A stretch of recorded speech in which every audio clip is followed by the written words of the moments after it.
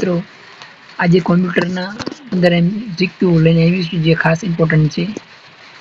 ભારતમાં IT act ક્યારે અમલમાં આવ્યો? જવાબ બી 2000.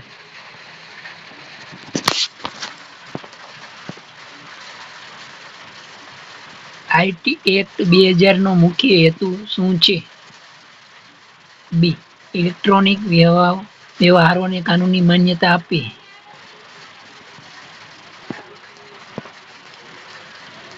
આઈટી એક્ટ હેઠળ ડિજિટલ સહીને શું માન્યતા આપવામાં આવી છે? જવાબ બી કાનૂની માન્યતા પ્રાપ્ત છે. કમ્પ્યુટર હેકિંગ કયા કાયદા હેઠળ ગુનો છે? IT act 2000.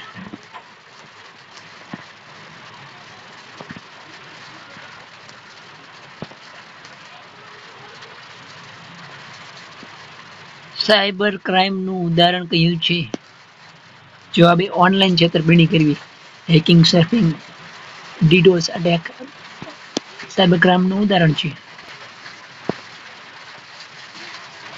આઈટી એક્ટનો સંબંધ મુખ્યત્વે કયા ક્ષેત્ર સાથે છે? બી માહિતી ટેકનોલોજી, ઇન્ફોર્મેશન ટેકનોલોજી.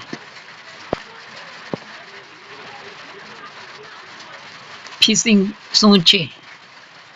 બી ઓનલાઈન છેતરપિંડી દ્વારા માહિતી ચોરવી. ફિશિંગ હેકિંગનો એક પ્રકાર જ છે.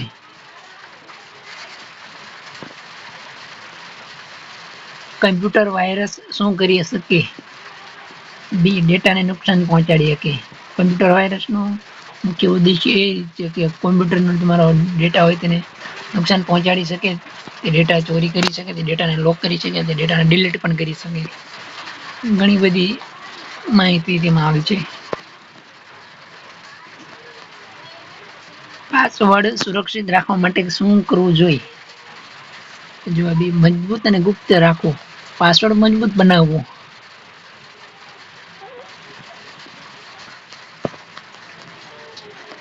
સાયબર ક્રાઇમનો અર્થ શું છે?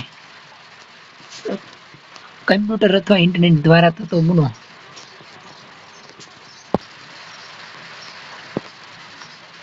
ઓટીપી નો ઉપયોગ શા માટે થાય છે?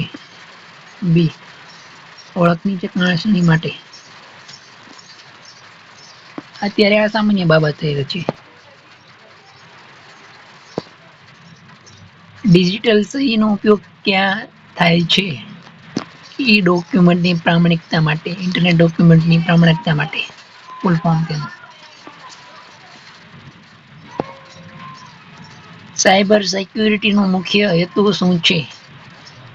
જવાબ એ ડેટા અને સિસ્ટમનું રક્ષણ કરવું.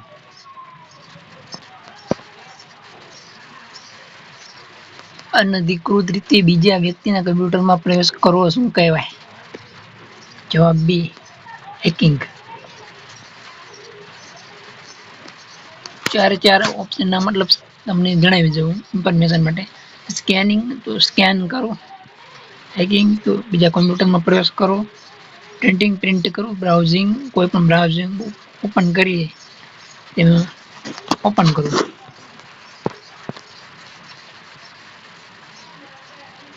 સાયબર ક્રાઇમની ફરિયાદ ક્યાં કરી શકાય? તો સાયબર ક્રાઇમ પોલીસ સ્ટેશનમાં